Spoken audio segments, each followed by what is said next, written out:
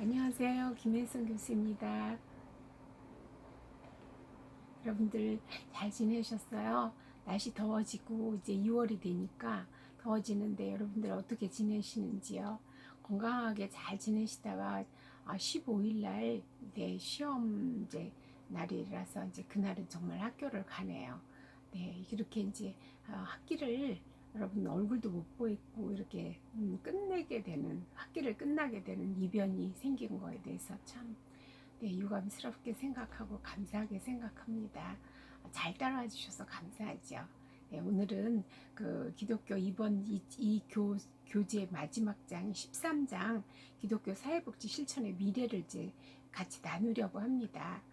우리나라가 이제 교과서를 보면은 어, 우리나라가 이제 교회 공동체가 결국은 지역사회 속에서 존재하고 있잖아요. 그래서 지역사회 문제를 이제 등한시한다는 것은 이제 기독교 그 근본 정신에 이제 배제된다고 볼 수가 있겠죠. 그래서 기독교가 이제 사회복지적인 역할과 기능을 이제 담당해 오고 또 그것에 대해서 인정하고 존중받아야 되는 거 이런 거에 대해서는 인정하고 하는데 기독교가 성장한 것과 더불어서 생각해 볼 때 이제 몇 가지 문제를 갖고 있다 이렇게 이제 우리가 이제 한번 체크를 해가면서 그런데 그렇게 이런 실천의 미래를 이제 좀 더 기독교 사회복지가 좀 더 활성화되고 발전적으로 나가기 위해서 어떤 거를 이제 봐야 되는지 이런 부분을 좀 한번 보겠습니다. 그래서 첫 번째가 이제 기독교 사회복지 실천의 문제를 이제 보는데 네.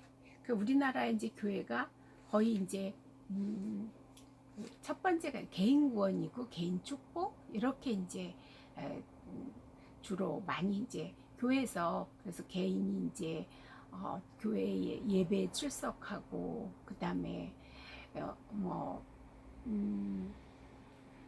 그 성경 공부라든지 다양한 그런 이제 그 교회 이제 이런 그런 교회에 이제 이렇게 뭐 무슨 여전도회라든지 이런 각 기관에 얼마만큼 열심으로 참석을 하느냐 이런 걸 위주로 하면서 이제 개인 구원의 문제 그래서 그러다 보니까 개인에 대한 데 치중을 하고 그리고 또 교회 자체도 이제 우리가 결혼하면 이제 새 방에서부터 시작해가지고 이제 점점 늘려나가서 내 집을 장만하는 과정을 거치듯이 우리나라 교회 각 교회들 그런 그 순서를 많이 밟아서 성장하고 발전해왔죠. 그러다 보니까 수직 사랑과 수평 사랑 그거를 이제 강조는 하지만 말씀으로 강조는 하지만 이제 실천 면에서는 이제 수평적인 사랑,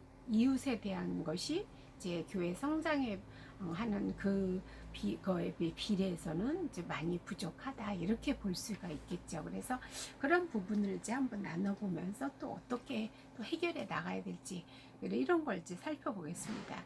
PPT를 보면은요, PPT 두 번째 부분, 네, 우리나라 이제 지도를 이 기독교 사회복지가 지역 사회 안에서 결국은 존재하고 활동하는 거기 때문에 제가 이 PPT를 이제 다시 한번 보겠습니다. 우리나라 지도를 넣었고요. 그 다음에 이제 대한민국 대한민국 이제 네, 대한민국 이렇게 그 다음에 태극기를 넣고 그 다음에 대한민국 정부 로고가 있죠. 그 다음에 대한민국의 각 기관 우리나라 정부 조직이죠. 대통령을 비롯해서 국무총리가 있고요. 그리고 이제 거기에는 뭐 국무, 국가보훈처, 인사, 뭐 법제처 이렇게 쭉 있는데 그 우리나라에 이제 부가 많잖아요. 거기에는 기획재정부, 교육부, 과학기술정보통신부, 외교부, 통일부, 법무부, 국방부, 행정안전부, 문화체육장관부, 농림축산식품부, 산업 통상자원부, 보건복지부, 환경부, 고용노동부, 여성가족부, 국토교통부, 해양수산부, 중소벤처기업부 이렇게 참 부가 많지요. 네, 요런 그 부를 통해서 여러 가지 이제 각 청들이 또 이제 그 산하에 이렇게 있잖아요. 그러면 이것들이 왜 존재하는가? 결국은 우리나라, 예, 지금 현재 남한의 각 도를, 예, 모든 그런 지역 사회를, 예, 그 유지하는데 필요한 부가 필요한 거고 청이 필요한 거고 이런 거죠. 그래서 우리가 교회도 지역 사회 안에서 존재하면서 지금까지 발전하고 성장해 왔던 것처럼 앞으로도 또 그렇게 나아갈 방향이죠. 예, 그래서 이렇게 한번 생각을 해봤습니다. 그래서 특별히 이제 기독교 사회복지는 보건복지부와 여성가족부, 그 다음에 또 뭐예요? 노동부와 그 다음에 또 교육부. 예, 이런 쪽으로 관련이 굉장히 많죠. 그 12부처가 다 관련이 있고 하지만 특별히 이제 사회복지는 이렇게 관련이 많죠. 그런 이유가 그 소외 계층, 네, 그래서 이제 제일 사회적 취약한 사람들인 아동과 그 다음에 이제 노인, 그 다음에 이제 장애인, 그리고 또 이제 최근에는 이제 다문화 가족, 네, 또 다문화가 이제 다문화인이 존재하죠. 가족은 아니지만, 네, 이런, 네, 그리고 또, 예, 세터민 가족, 세터민들이 많잖아요. 이런 사람들이 우리 지역 사회에 존재하고 있음으로 인해서, 그래서 우리가 도와야 될 기독교 사회복지가 이제 이렇게 도와야 될 그런 이제 여러 가지 그 문제들이 많이 있잖아요. 네, 그래서 제가 현대의 다양한 가족들을 또 다시 한번 이제 봤습니다. 그래서 한부모 가족, 재혼 가족, 또 무자녀 가족, 주말 부부 가족, 미혼모 가족, 입양 가족, 노인 가족, 조선 가족, 또 다문화 가족, 국제 결혼 가족이죠. 독신, 그 다음에 기러기, 또 공동체, 싱글맘, 그리고 소년소녀 가족, 세터민 가족, 그리고 동성애 가족, 또 그 이외에도 뭐 정말 장애인 가족이 있고, 네, 그 다음에 알코올 중독 가정이 있고 이런 그런 이제 그런 다양한 가족들이 우리 이 지역 사회에 존재하고 있잖아요. 네, 그래서 다시 한번 이렇게 그래서 이런 수많은 우리의 사회가 지역 사회가, 네, 한 가족에서부터 개인에서부터 출발하지만 가족으로부터 집단으로 이어나가고 그 다음에 이제 내 지역 사회를 형성하고 있는 게 우리 지금 현재 사는 모습이기 때문에 이렇게 다시 한번 이렇게 수많은 다양한 가족들을 이렇게 봤습니다. 그래서 소위 정상가족이라고 하는 가족들이 들도 문제가 있잖아요. 왜? 엮이는 가족들이 많기 때문에. 그런데 네, 성경에서 보면은 정말 아담과 하와가 하나님이 그렇게 보시기에 좋았더라 하면서 마지막에 지으신 우리 사람이, 네, 가장 정말 하나님의 형상과 모양을 닮아서 그렇게 뛰어난 사람으로 지었지만 우리가 타락한 그런 그 마음속에 어떤 그 욕망이라고 봐야 되겠죠. 그거를 이제 제어를 하지 못하고 또한 하나님한테 하나님 저거 먹어도 되나요? 질문도 안 했어요. 물어보지도 않고 덥석. 이런 그 이후의 삶이 아담과 하와의 삶이 어땠는지 여러분들은 성경을 통해서 잘 아시잖아요. 그 가정이 벌써 일대에서부터 엮이는 가정으로 어떻게 존재했는지 그거를 아마 정상 가족이지만, 네, 일대에서 만들어진 하나님이 최초에 만들어 주신 가정이었지만 그 일대 가정에서 부부싸움이 얼마나 심했을지, 네, 그거를 보고 자란 가인은 얼마나 불안이 많았을지, 네, 그래도 조금 그 세상 속으로 나와서 그야말로 혼자서 이제 세상을 개척해 나가야 되는 그 아담과 하와 부부가, 네, 그나마 조금 이제 농사 짓는 법도 알고 그래서 좀 안정됐을 때 태어난, 네, 동생 이렇게 아벨. 그런데 가정이 안정되다 보니까 또 그 다음 태어나는 자식들은 아무래도 첫 자식보다 좀 더 사랑을 많이 주잖아요. 네, 그러다 보니까 네, 어릴 때부터 그 뭔가 차별받은 느낌? 그리고 이제 그런 걸로 인해서 가인은 아마 어릴 때부터 늘 그리고 밀려난 이제 왕자님으로서 그 다음에 우리 엄마 아버지가 동생만 사랑하고 나는 별로 이뻐하지 않는다는 그런 이제 그 그런 느낌? 지금 아마 형제 사이에서 그런 게 형제 많은 그 가족들도 그렇지만 요즘에 뭐 두세 많이 나야 3명 낳는 그 중에 이제 자녀들이 첫째, 둘째, 셋째가 성격이 다르듯이 그렇게 부모들이 대하는지 이런 게 좀 더 이제 다르기 때문에 그래서 거기에서 오는 아이들의 이제 심리적인 문제. 네, 그래서 가인은 그 일대 가정에서 그런 동생을 이제 이렇게 자기의 어떤 피해의식, 예, 이런 것도 어떻게 보면 하나님마저 나를 무시해? 이런 느낌 때문에 도저히 그 분노를 참을 수 없는 누적된 분노를 갖다가 투사해서 동생을 살해하는 일이 벌어졌잖아요.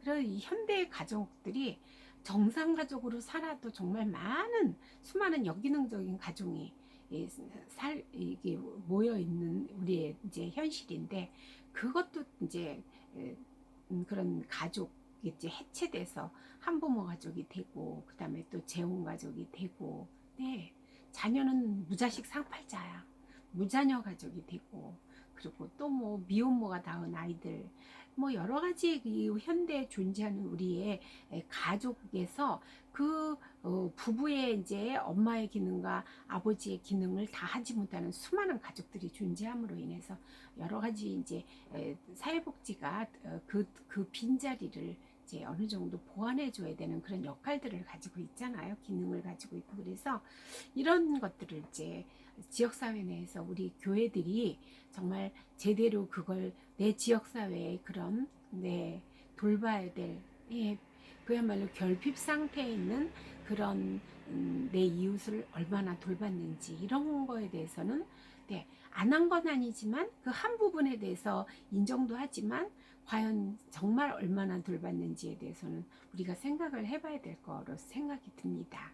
네, PPT를 좀 계속 갈게요. 그래서 지역사회에 대해서 다시 한번 이제 우리가 제가 이제 넣습니다. 그래서 사람과 지역 또는 지리적 집합체를 의미하죠. 그래서 지역사회에는 어원이 공통이라는 공통, 공동체, 공동 운명체, 공동 소유의 등의 이렇게 의미를 가지고 있습니다. 네, 그래서 사람들이 모여서 일상생활을 하는 어떤 지역이죠. 저는 대방동에 살고 있어요. 신대방 삼거리역. 네, 그 그래서 한 3분 거리 이렇게 살고 있습니다. 그러면 저는 동작구 대방동 이 지역사회. 그럼 여기에 속한 사람들은 어때요? 대방동 사람들은 네, 우리가 다 이웃들이 모여서 이렇게 사는 어떤 지역에 들어가는 거죠. 그래서 지역 공동체에 대한 관심은 지리적이고 공간적이고 그리고 자연 환경에 시각을 두고 그 환경 가운데서 영위되는 삶의 특질을 밝히는 것으로 지역사회는 공동체, 공동 운명체의 이제 뜻으로 환경의 하위 체계이면서 동시에 다른 하위 체계들을 포함하는 또 상위 체계이기도 하다. 부부 체계가 가장 상위 체계잖아요. 가족에서는. 근데 어때요? 부부 체계에 부모 체계가 있고 부모 자녀 체계가 있고 형제 자매 체계가 있듯이 이렇게 그래서 일정한 지리적 경계를 가진 지역에 거주하면서 사는 사람들이 서로 상호작용하면서 공동 이익을 추구하고 왜냐하면 농사를 지으면서 사는 사람 또 어업을 하는 지역 또 뭐예요? 공장 지역, 울산이라든지 이런 데 지역 아니면 또 관광 지역 제주도 그렇게 다 이제 어떤 것을 그 지역마다의 특별한 어떤 공통 이익을 추구하면서 전통과 관습과 문화를 공유하는 공동의 집합체에 있는 거죠. 그래서 제가 이미지를 요거 다시 한번 넣어봤습니다. 농촌 마을은 이렇게 이렇게 이제 우리가 그 지역에서 나오는 걸 주로 먹기 때문에 주거 문화도 다르고 또 음식 문화도 다르죠. 그렇다면 이쪽의 사회복지는 주로 뭐를 하겠어요? 이 지역에서 농사를 지으면서 생산되는 그런 어떤 지역 생산물, 농산물을 가지고 그걸 잘 이제 전국적으로 잘 팔아서 그래서 수입을 올리면 그 지역이 이제 일단은 가족이 이제 어느 집에서 농사를 져서 그 집에서는 꽃 농사를 져가지고 전국적으로, 예. 근데 판매를 판로를 개척을 못한다. 그러면 이거 어때요? 관공서하고 같이 손을 맞잡고 사회복지 하고 같이 맞잡고 판례를 개척하도록 이제 전국적으로 이걸 마련하는 거잖아요. 판로를. 그렇듯이 또 어떤 지역에서는 오이 농사만 특별히 그 지역이 오이 농사가 잘 돼서 그러면 고추 농사가 잘 되는데, 네, 우리 뭐 영양고추 이렇게 하잖아요. 또 마늘, 우리 전국에 마늘이 주산지가 남쪽에도 있지만 또 서산에 마늘 이렇듯이 그 지역 농산물들을 이제 정말 판로를 잘 이렇게 연결해주고 이러는, 예, 그래서 넓은 의미에서 사회복지가 이제 이렇게 확장이 되는 거죠. 네, 그 다음에 또 가보면 이제 산촌에 사는 사람들은 산에서 나는, 네, 그래서 집은 귀틀집이라든지 뭐 이런 집에서 살면서 나오는 송이버섯, 계절 송이버섯, 표고버섯 이런 거를 이제 또 판로를 개척하고 먹는 거는 주로 이제 산나물 종류 그런 것도 말려서 또 지역 이제 로컬 푸드로 이렇게 이제 판매가 되잖아요. 네, 그렇고 또 바다에서는 해산물이 많이 나오니까 그쪽 지역 사람들은 회를 많이 먹고, 네, 그러면서 이제 또 그런 이제 그 생선을 주로 이제 이렇게 판매를 하면서 이 지역 사람들은 이제 또 수입을 올리는 거죠. 네, 이렇듯이 이제 각 지역마다 또 도시에서는 어때요? 네, 도시에서는 금융이라든지, 예, 이런 쪽으로 이제 그 산업 사회가 발달하면서, 네, 아파트에 거주를 하고 주로, 네, 그러죠. 그런데 여기에서 우리가 이제 기독교 사회복지는 하나님의 예수님의 그 십자가의 구원을 우리를 살리기 위해서 예수님이 대신 하나님의 아들로서 오셔서 그 우리가 지은 모든 죄값을 대신 그 지불을 하셨다고 봐야 되겠죠. 그 죄값을 지불하시고 온 인류의 모든 죄를 대신 다 혼자서 내가 대신 이제 하나의 희생양으로 이렇게 그렇게 해서 돌아가시고, 그리고 그 말씀 거기에 정신에 입각해서 이제 우리는 이제 사회복지를 교회에서 이제 시작을 하게 된 거죠. 그래서 이것은 아주 역사적으로도 이제 구약 시대서부터 하나님이 그렇게 말씀하신 것. 또 우리나라는 또 이제 구한말에 이렇게 우리 이 선교사들이 거의 이제 그 카톨릭과 그 다음에 이제 나중에 선교사들이 들어와서 우리는 이 땅에 그야말로 문맹이 정말 그렇게 문맹자가 많고 배우지 못하고 그리고 병과 그야말로 진짜 교육받지 못한 이런 민족을 갖다 하나님의 말씀이 이제 들어와서 선교사들이 들어와서 학교를 세우고 병원을 세우고, 네, 그리고 이제 그 이웃들을 이제 살리기 위해서 그래서 최초로 생긴 게 뭐예요? 태화관이잖아요. 우리나라 이제 사회복지 기관이. 근데 그것 생기고 그 이후에 각 도마다 다 생겼어요. 근데 우리 힘으로 생겼냐? 거의 다 선교사의 힘으로 생겼죠. 이렇게 이제 그래서 지금까지 전통적으로 내려오고 있는 거죠. 네, 이게 지금 이 PPT에 보면 33쪽에 보면 태화관이 나오고 있습니다. 네, 그리고 그 다음에 이미지가, 네, 다 함께 잘 사는 통합의 이미지로 이렇게 이 이미지를 넣습니다. 네, 그래서 지역사회의 기능은 생산과 분배와 소비와 사회와 그리고 사회 통제 기능을 감당하고 있죠. 지역사회 구성원들이 사회 규범에 순응하고 그 다음에 행동을 이제 규제하고 개인이나 집단에게 사회가 바라는 행동을 하게 하는 어떤 작용을 하면서 사회 및 그 내부의 집단이 질서를 유지하기 위해서 내적으로 발생하는 어떤 일탈이라든지 범죄, 긴장을 처리해서 균형을 회복하는 작용을 하기 때문에 금지와 명령이 있죠. 우리가 보이지 않는 어떤 이제 그래서 우리는 사회화를 통해서 그런 걸 다 배우지요. 그래서 사회 통합의 기능이 있고 상호 부조의 기능이 있고요. 방어의 기능, 지역을 지켜야 되잖아요. 또 의사소통의 기능이 있습니다. 네, 그래서 이 사회는 지역 사회는 문화를 공유하는 지속적이고 자립적인 사람들의 공동체죠. 어업을 하는 사람들은 그 사람들 나름의 문화를 형성하고 있고, 네. 그래서 이들 구성원들이 학습한 행동 양식이나 전통 의식, 식문화 등의 총체가 문화라고 볼 수가 있겠죠. 그래서 한 사회의 이제 구성원들을 위해서 고안된 생활 설계이고, 개인은 그 사회의 성원으로 태어나서 그 사회의 문화를 학습하고 영향을 받으면서 자기 삶을 영유를 하고 살고 있죠. 네, 여러분들 다 지역사회에서 그렇게 이제 그 삶을 영유하시잖아요. 그래서 문화는 인간 생활의 본질이면서 문화를 통하지 않고는 인간 사회나 인간 행동을 이해하기가 불가능하다. 네, 다문화 상담을 하려면요, 정말 그 다문화 그 사람의 문화를 이해하지 않고는요 상담을 할 수가 없어요. 그래서 그 다문화 상담을 할 때는 정말 깊은 내면의 그 소리를 들으려면 말도 본국어 그 내 내담자의 그 다문화 그 분의 모국어로 상담을 해야지만 제대로 의미를 파악할 수가 있거든요. 예. 그래서 이제 우리의 문화는 이제 인간이 집단을 이루며 살아가는 삶의 이제 어떤 그 양식이면서 삶을 표현하는 행동과 사고와 관련된 삶의 현상이고 합의된 행동 기준이 문화의 원천이 된다고 볼 수 있겠죠. 그래서 사회 구성원들을 공유하는 생활 양식, 행동 양식, 그리고 가치, 규범, 관습, 신앙, 예술, 법률의 총체라고 볼 수가 있는 거죠.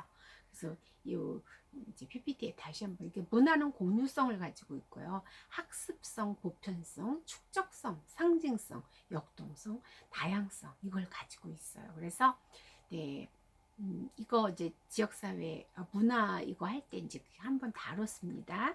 다시 한번 이렇게 우리가 한국인 문화의 특성을 우리가 알아야 되겠죠. 우리 거를 정이 많고, 네, 또 한도 많습니다. 지금 이 세대들은 새로 태어난 세대들은 이제 한이 없겠지만 또 예, 옛날 분들은 한이 많았죠.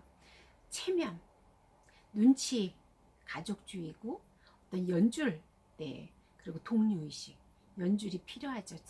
출세하려면 연줄이 필요하다고 그러고, 네, 학연, 지연 여러 가지가 많잖아요. 우리는 그러면서 그 동료의식이 굉장히 또 이제 그런 우리 문화의 특성이 있죠. 그래서 요런 거는 이제 물질적인 문화가 문화의 유형에는 이제 있고 규범적인 문화와 관례와 간섭과 법이 있고요. 관념적인 어떤 문화가 우리 속에 존재를 하죠. 그러면서 사회 체계로서의 지역 사회에서 뭐가 있는가? 교육청, 군청, 시청, 경찰서, 우체국, 보건소, 소방서, 행정기관이죠. 예, 그리고 이제 공공기관은 뭐 은행, 도서관, 박물관, 의료보험협동조합, 양로원, 보육원, 또 뭐 학원, 병원, 예, 정말 수없이 많은 네, 빵집, 네, 야채가게, 소방서 정말 많죠. 네, 그렇게 우리 사회에 지역 사회에 존재하는 이제 뭐 옷가게라든지 아니면 생선가게, 네, 뭐 커피 카페라든지 이런 여러 가지들이 이제 존재하잖아요. 네, 그건 뭐겠어요? 네, 행정기관과 그 다음에 네, 공공기관은 지역사회 주민을 네, 돌보고 그리고 보호하기 위해서 존재하는 거죠. 네, 근데 거기에 특별히 이제 그래서 이제 이렇게 이분들도 이 지역사회를 위해서 이렇게 회의를 해요. 남동구 지역사회복지협의체 대표협의체 회의 이러면서 이제 회의를 하죠. 기독교 사회복지도 이런 게 필요하다는 거죠. 네. 각 교회 간, 교단 간. 네. 그래서 어떻게 하면 지역사회에서 지역사회 교회가 존재하면서 좀 더 지역에 소외된 사람들을 돌보는 일을 우리가 어떻게 하면 좀 더 효율적으로 네, 효과적으로 할 것인가. 자원은 한정되어 있는데 이런 걸 위해서 회의를 할 필요가 있는 거죠. 그래서 이제 제가 이런 이미지를 넣어봤어요. 네, 네. 그래서 이제 PPT 49쪽에 기독교 사회복지 실천의 미래로 이제 들어왔습니다. 그래서 한국교회 실천 동기의 적극성의 문제 이때 보면 지역사회 문제에 대한 사명감이 희박하다. 그리고 두 번째가 지역사회 안에 기독교 의식에 희박하다. 그리고 세 번째가 인간 존엄성의 결여. 이렇게 이제 보겠습니다. 그래서 지역사회에 대한 교회가 가지고 있는 사명감이 아무래도 좀 희박하다. 이렇게 이제 진단을 했고요. 두 번째가 지역사회 안에 교회가 지역사회 안에 기독교가 있다는 그리고 기독교인이라는 의식이 희박하다는 거죠. 그리고 인간 존엄성의 결여. 네, 이거는 참 심각하죠. 네, 지난번에 여러분들도 아시겠지만 그 사람이 뭐 어떤 사람인지 잘 모르지만 어떻게 지나가는 사람을 무대뽀로다가 그렇게 사람을 때리고 그러는데 거기서 또 법원에서는 또 기각을 했더라고요. 참 그런 걸 보면서 정말 일벌 100개로 벌을 줘도 시원치가 않은데 도망갈 그게 없다고 기각을 했다는 게 말이나 되는 건지 참 이 사회가 이렇게 무서워지고 답답한 사회가 됐습니다. 예, 사회복지 활동의 적극적인 문제에서는 이제 뭐라고 이제 문제를 제기를 하냐면 이제 첫째 재정적인 문제를 얘기하죠. 네, 그 맞지요. 그 다음에 또 사회복지를 실천할 공간과 그다음 방법과 기술의 문제를 얘기를 하죠. 그래서 전문가가 필요하죠. 그 다음에 세 번째 교인들과 재직의 낮은 호응도 이거를 또 들 수가 있고요. 네 번째가 목회자의 의식과 사회복지 활동에 대한 이념을 재정립할 필요가 있다. 이렇게 이제 볼 수 있겠습니다. 그래서 첫째는 여러분들은 이제 이 사회복지를 배우시고 신학과 사회복지를 하시니까 이런 부분에서는 좀 더 여러분들이 좀 더 전문성을 가지고 그 다음에 목회자로서 이제 여러분들 목회자 활동을 하실 때 이런 의식을 가지고 사회복지의 활동에 대한 어떤 이념을 재정립하고 그리고 지역사회에서 이 교회가 어떤 역할을 할 것인가 수직적인 것도 중요하지만 수평적인 걸 강조를 하면서 그렇게 이제 적극적으로 그런 어떤 문제를 좀 들여다볼 필요가 있는 거죠. 그래서 이런 문제에 대해서 지금까지 우리 이제 교회들이 개인 복음, 개인 구원에 대해서 많이 강조를 했죠. 이거는 또 맞기도 하고요. 그러다 보니까 이제 아까도 얘기했듯이 교회 예배 출석이라든지 교회 내에서 활동하는 모든 것에 대해서에 대한 거를 한 개인의 신앙의 지표로 삼고 그거를 이제 믿음이 좋은 그런 집사님, 권사님 이렇게 하고 했는데 이제 사회 구원에 대한 관심과 책임은 이제 소홀했다. 이거를 지적을 할 수가 있겠습니다. 그리고 수직적 사랑은 강조하고 수평적 사랑 소홀했다. 이것도 같은 맥락이죠. 이것이 결국 사회 구원에 대한 관심과 책임 소홀로 이렇게 이어진 거죠. 그리고 복음화 선교 위주로 복지를 실천했다. 네, 우리는 그냥 교회에서 이렇게 거의 선교 위주로다가 사회복지 활동을 했다고 볼 수 있는 거죠. 네, 그렇게 실천을 하다 보니까 그 문제가 뭐냐면 받는 사람들의 위주의 그런 이제 사회복지에서는 결여됐다고 봐야 되겠죠.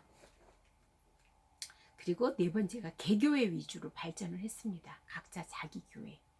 그러면서 아까도 제가 언급했듯이 뭐 상가 안에 어떤 이제 교회 하나 이제 세워둬서 그게 세월이 지나면서 교인들이 모이고 교회가 커지면서 그 다음에 짓고 나오고 사서 나오고 이러면서 이제 자기 교회가 생기고 그러다 보면 또 뭐 어디에 이제 교인 수련관 하나 또 만들고 이런 식의 개교회가 발전하고 내교회가 커지고 발전하고 이런 위주로 발전했지 그야말로 우리나라 그 최초의 선교사들이 들어와서 우리에게 그 해준 그런 어떤 그런 거는 우리 이 교회 기독교 사회복지가 그렇게는 했다고 볼 수는 없겠습니다.